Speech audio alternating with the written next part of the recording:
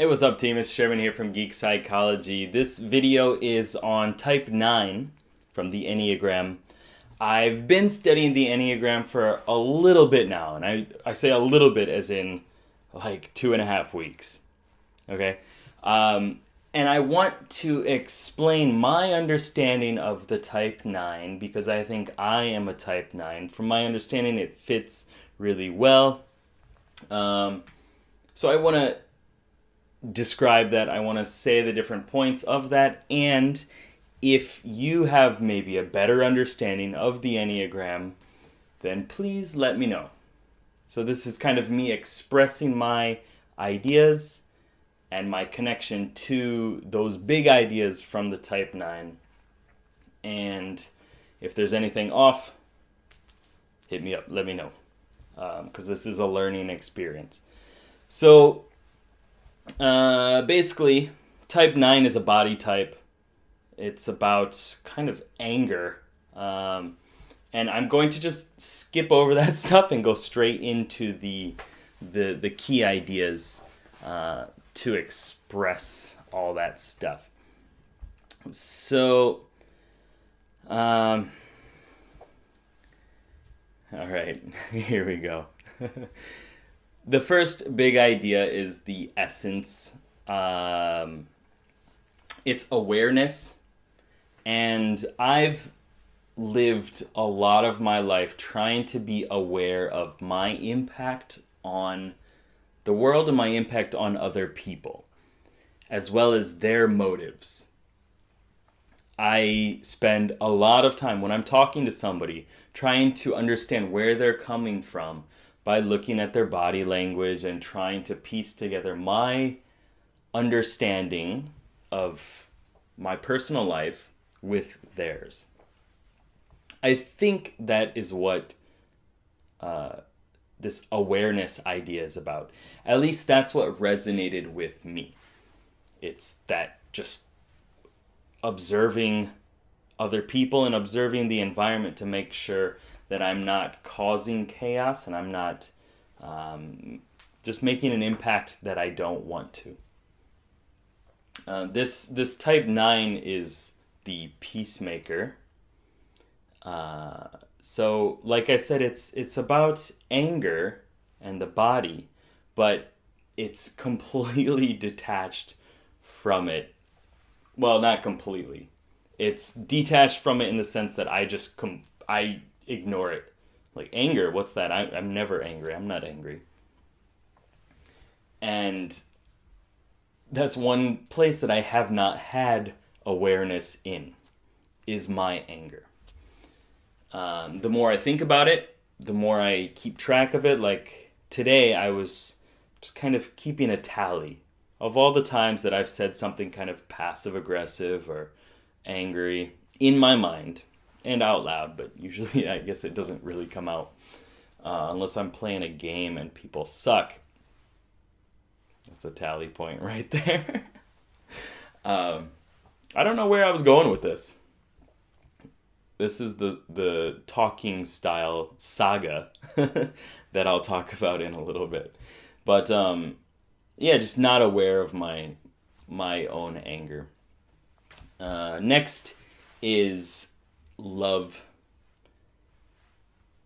Love is a very strong idea for me. This is the holy idea. I don't know all the titles for all these big points, but I do remember that one. And it's basically I'm trying to be at love with the world and myself and other people. And any amount of anger that comes up is conflicting with that idea of love. If I'm angry, I'm not expressing love. I'm not in love with this other person, which is not true. It's not true. It's just kind of a strange idea that comes up quite often.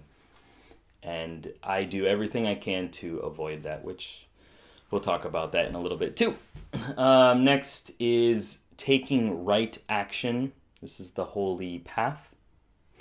And I spend a lot of time stuck in my head trying to decide what is the right thing to do. What should I be doing right now?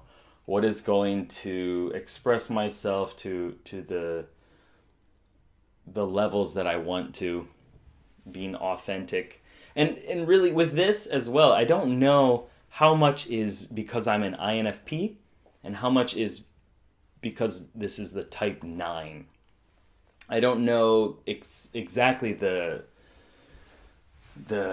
separation of those. But I do know that INFPs are usually either a type 9 or a type 4. I think my brother's, who is also an INFP, is probably a type 4. But that's what that is. So thinking about right action, making the right choice that sits morally correctly with me. And this is an introverted feeling concept as well, which is why I brought that up. Let's see what else. Indolence? I don't even know how to pronounce that. Not taking action is a big thing for me too. I constantly struggle with getting momentum, which is an inferior extroverted thinking thing as well. Just not being able to just get started. And I think a lot of that comes from not knowing exactly how it fits with my structure of moral ideas and ethics and who I am as a person. Or my auxiliary function of extroverted intuition, which is exploring new ideas and stuff. I don't necessarily want to connect the Enneagram and MBTI too much, but I'm just kind of talking it out right now. And if you get any ideas from that, please let me know. Where are we at now? Laziness. Connected to indolence and not taking action is just not doing things. Sloth. I do that a lot. I love to sit around and play games and just kind of chill and not go hiking and stuff like that. I mean, I got a bad knee and stuff too, bad back from break dancing and stuff, but it's definitely been kind of a thing that's on top of me, just kind of weighing me down, metaphorically speaking, is just this kind of pressure that just holds me down and doesn't let me move, doesn't let me get started, doesn't let me do anything. Let's see. I am comfortable. That is my slogan, I guess. And I spent a lot of time in my life trying to just be okay with things, just to be content and comfortable with things. And I also spent a lot of time fighting that, because I know that it's not a good thing. If you're comfortable, you're not going to produce anything. Like, you're just going to disintegrate and turn into a vegetable, which doesn't sound delicious. A disintegrated vegetable. Anyway, yeah, I mean, I don't want to get too much into this story here, but there was a little conflict between my group of friends. There were about 5 of us, and the Yakuza. And there were about 15 of them. And I thought everything was worked out. I thought we were cool. I go into the convenience store and I get a milk tea because I was thirsty. I was like, okay, well, things are settled. We're good. I'm comfortable. No problems. Go in and get a milk tea. I come out and there's a big brawl going on between everybody. I'm like, what the fuck? I think this is kind of a key to understanding the type 9, is just how out of touch we are with the anger, despite trying to be aware of everything and take the right action and all that stuff. I mean, I thought everything was fine. I was the only one that never had a problem and actually became friendly with those people. Anyway, like I said, don't want to get into that too much. What else? The talking style, which I just demonstrated, was saga. It's just these long stories, just going on and on about stuff and not necessarily connecting everything and just kind of talking. Like an announcer at a sports game or something like that, just going on and on and on. Like I did extensively just now. Next is the trap. The trap. I'm sorry, I'm going through like a mnemonic device that I set up to remember all these different points. Seeker. The trap is seeker. And this is the constant search for self and for knowledge and for understanding, from my understanding. I'm always looking to understand more about myself and other people and the world in general.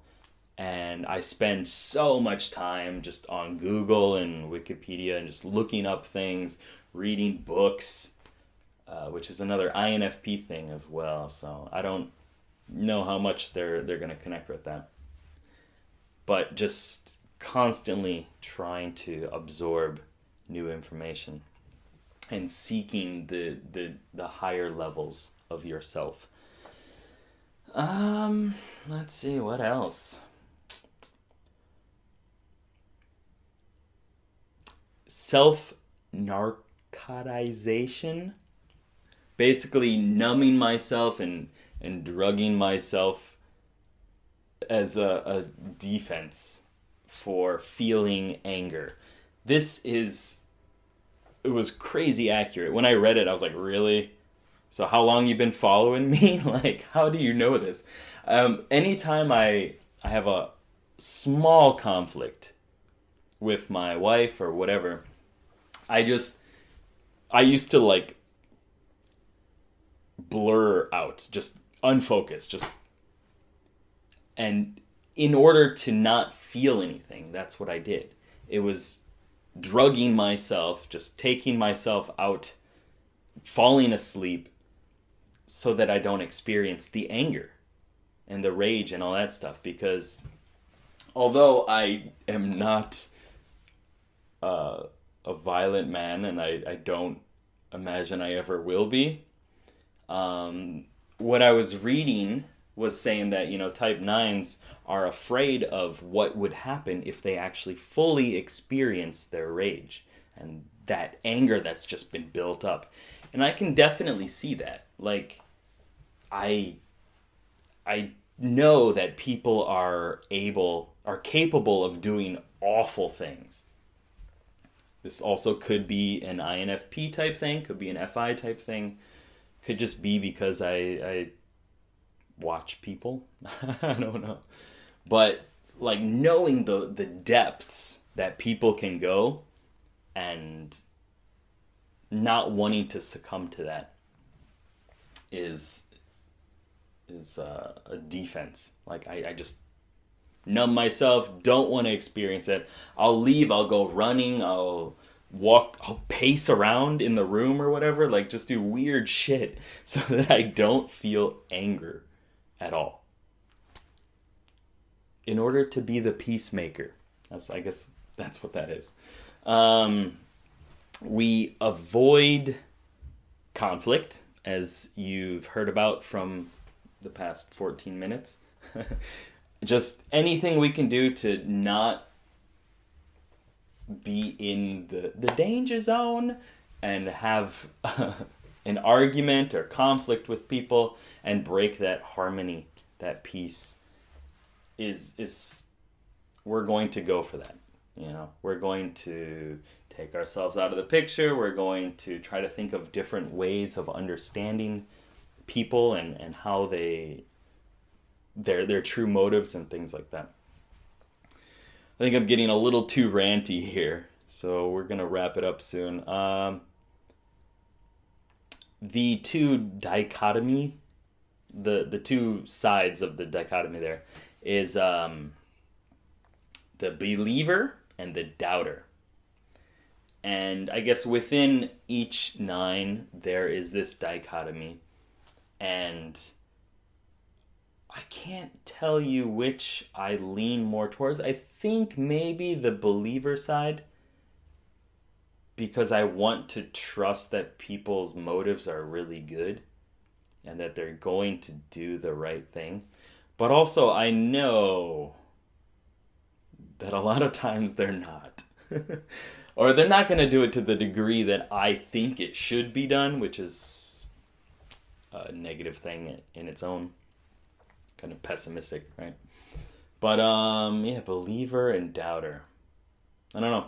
I want to believe. I want to trust that everything's going to be great. Another little story, another little saga. We were being driven back from a club. There were like 5 of us. And there was an accident in front. And there were no police or anything there, but you could tell there were parts of a car and a motorcycle spread out along the road. Or it could have just been the motorcycle. So the driver slowed down and he was like, I think we should stop. And then he saw, I don't know if this was before or after, but he saw a body on the road. And so he pulled over and everybody's getting out. Everybody's like, oh God, we gotta go see what's going on. We gotta help this guy. There was no car there, but there was like, I believe it was like helmet, body, and then motorcycle parts, and then motorcycle. And no car. But we stopped. Everybody gets out, runs over to the guy, and I'm sitting there and like, things will be fine. Somebody else is definitely calling the police. We're not the first ones here. We were in front of like a convenience store and a couple other places. Like there were people around. And I was just believing that everything was going to be okay. And I think that could be what this is about, the believer and the doubter. Long story short, things were not okay. We were the first on the scene.